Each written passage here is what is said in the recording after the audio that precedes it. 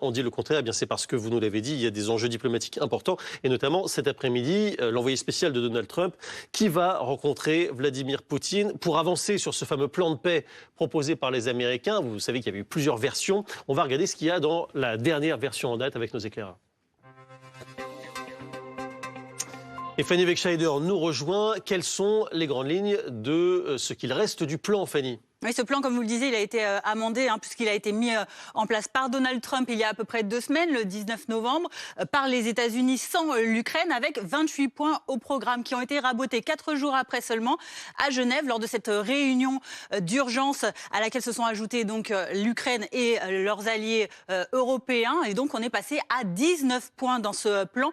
Et depuis dimanche dernier, vous le voyez, une série de rencontres bilatérales, toutes combinaisons possibles, eh bien, se sont enchaînées aux États-Unis, hier à Paris, ou encore donc cet après-midi à Moscou avec l'émissaire américain qui va rencontrer Vladimir Poutine. Fanny, dites-nous quels sont les points de négociation les plus importants. Alors, par rapport au plan d'origine qui a été rédigé par les États-Unis, il y a notamment cette question de la taille de l'armée ukrainienne.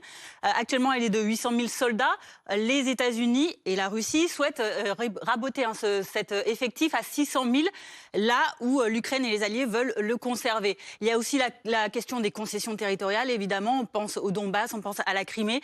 Tout ceci doit être négocié après l'entrée en vigueur d'un cessez-le-feu. C'est ce que demandent l'Ukraine et ses alliés, alors que les États-Unis, notamment, avaient rédigé dans le document qu'il fallait que ce soit fait avant, ce que souhaite également la Russie. Il y a aussi la question de l'amnistie de principe qui était définie dans le plan d'origine américain, que l'Ukraine notamment souhaite retirer. Et puis il y a aussi des choses qui ont été mises entre parenthèses depuis Genève, particulièrement ce qui concerne la question de la relation avec l'OTAN, relation de l'OTAN avec la Russie et avec les États-Unis. Et puis on va voir qu'il y a eu des précisions à ajouter hier avec la réunion entre Emmanuel Macron et Volodymyr Zelensky, le président ukrainien qui a déclaré qu'il y aurait encore des questions clés à discuter avec son homologue américain.